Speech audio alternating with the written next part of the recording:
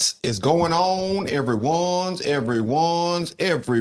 We here and we back with another episode of Is My Point Valid? Yes, indeed. I'm yours truly, Brandon D. And I am Camille A. Stocker. And the topic for today is going to be Child predator explains how he chooses victims.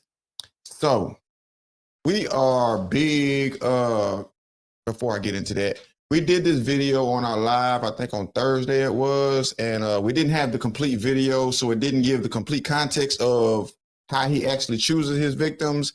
I found a little bit longer video. I think is more context as to how he does his thing, and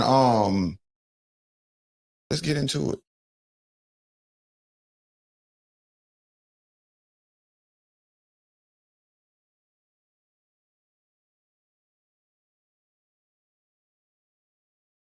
How did you get them alone?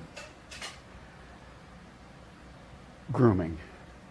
I would check out their family situation. I would check out their clothing to see how well they were, financially. I would check out their social interaction with other kids. When we were on the ballparks or on the gym floor, I would make sure which ones I wanted to molest. I would give them special attention, congratulate them, talk to them when I know that I would never be allowed to talk to anybody else.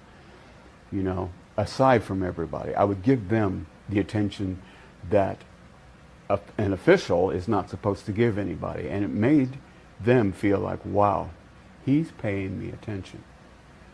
It is a direct form of grooming. Were there certain characteristics that you looked for in children before molesting them? In children, yes, but more I also looked at their families. If I thought the father was a threat, I would not approach the child. If I thought that the child had friends that he would tell, I would not approach him. If I thought the child had friends that were in the same capacity he was, I would approach him. For the simple fact that if I could molest him, I could lure him into believing, grooming him into believing that he would enjoy it. And therefore, I could manipulate him into having his other friends come and be molested by me as well. So perhaps a child that doesn't really have a whole lot of friends, maybe not really a strong family, things like that. Yes, no spiritual values, weak in education, needs help in many ways, even from split parenting, has a mother who may be having problems with the family, well, here comes superhero in to help out, wow, well, thank you very much. No problem. You ever need me to take them away for the night so you can have a night out? No problem. It works. How did you find your...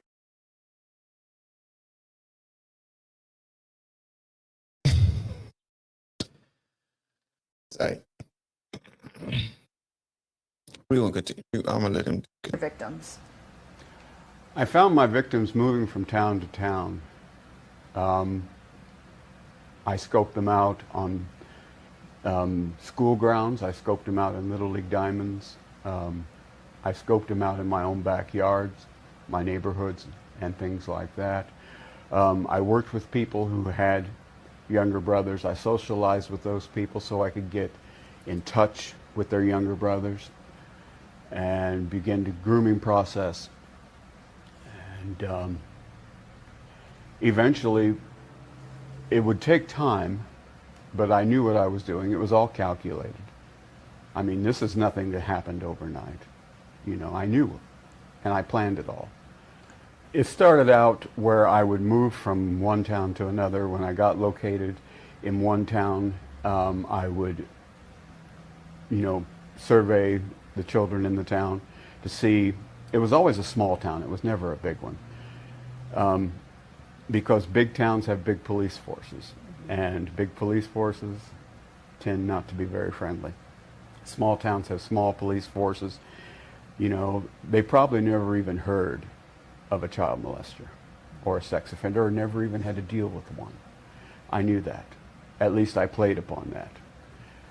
And I got involved in Little League Baseball because I knew from my high school days that I could umpire Little League Baseball. I could umpire baseball. I was good at it. I was good at refereeing basketball and other sports because I could not play worth a crap in high school.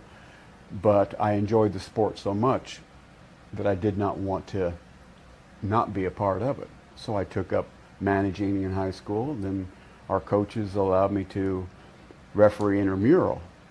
And when I got to referee intramural, that gave me direct access to the younger boys. And that was how my molesting began, was in high school, when I had direct access to the younger boys through the intramurals program.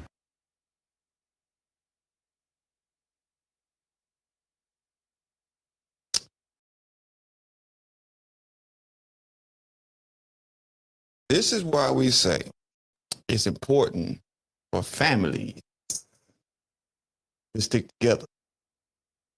Husband, wife, children. Because like you just said, well, he didn't say it directly, but he almost said it like, single women, y'all are almost. You're vulnerable. Yeah. We see you need help, and we know that some of your kids getting on your nerves. So let me help you out. You need them to spend the night. You need them to just. I'll take need them a off your break. hands. Anytime you need a break, I got you. Don't worry about it. Those are the type of people we need to be worried about. And you say that, but it just can't. It just don't be strangers. It be the people you know. Exactly. It be the people you know. Mm-hmm. Watch over your kids. You have to watch over your man. children, especially today. And then he's doing it. And whenever before technology was really big. And so now you have children who go into chat rooms and who are like, hey, what school you go to? You remember how them chat rooms used to be when we was Man, I don't even know why I was able to do the things. Gracious. That's crazy work. Do you understand? Crazy. So I'm pretty sure I'm if it talking was on dial-up. So on just dial- and we was talking about ASL and not American Sign Language. You gotta wait for the phone to connect you to the internet. Yeah, what's your age, sex, and location? Man. What? So just imagine what's going on in these chat rooms, the type of predators that are watching.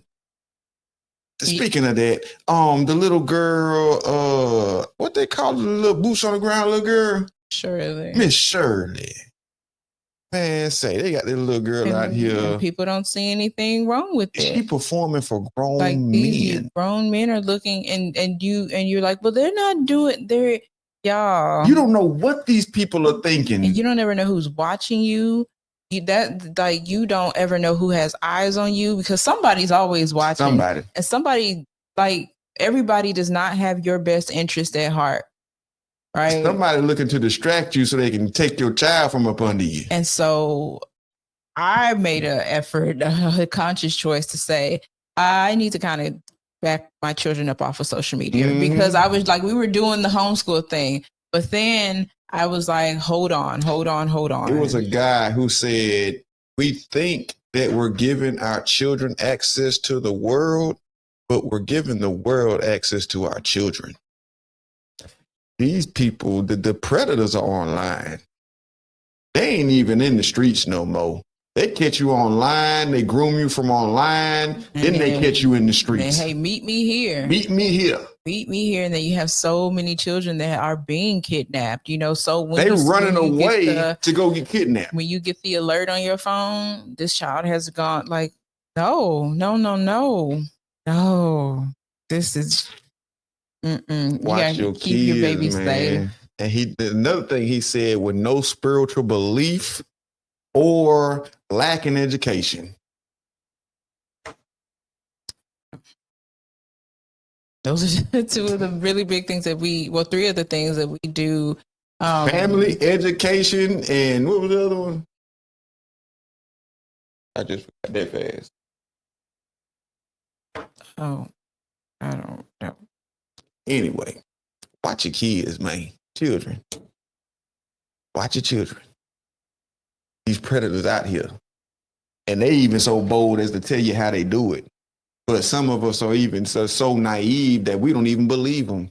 So we continue to put our children out there on Front Street and let these people just do what they do. And then I have a question. Like, I really have a genuine question. This is not a knock at anybody. It's just a question. Do schools really do thorough background checks on these people? Teachers, Yes. staff, janitors, all that. Just people, general. Anybody who works at this school, are there thorough background checks? Because there are too many women and men who are having relationships, sexual relationships with children. And then the child doesn't like there's too much of that. So I'm asking, like, is there a thorough check? Do their spouses not know it? And even more important than that, are you checking? Yes. As a parent. Yes. Because we can't depend on anybody else to protect our children. We have to have a mind that there are predators out there, and I don't know who they are. So in my mind, I'm protecting my child from all y'all. Exactly. Absolutely. Because I don't know what you would do. Every one of y'all. Yeah. Yeah. Just simple. I can't differentiate. And you should feel the same about us. Straight up. Right?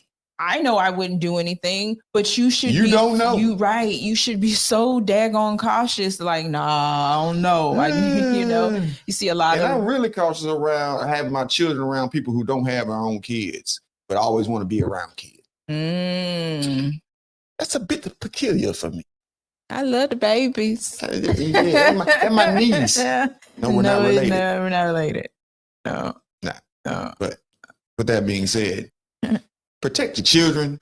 Watch over your kids. Make sure they got a solid foundation so they can't just be persuaded in anything. Have a conversation. Have a conversation. Don't let people touch your private parts. Don't let people, there's have a code word, have a phrase that y'all use. How do you know my mama? How do you know, have something? And I really mean have conversations. These children understand. They are very, very smart. Have conversations and hey, nobody touches you. Nobody does this to you. Nothing. Do you understand? It's wrong.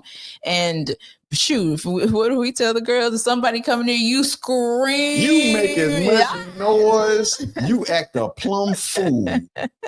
You attract as much attention as you can. Don't mess with that one. No.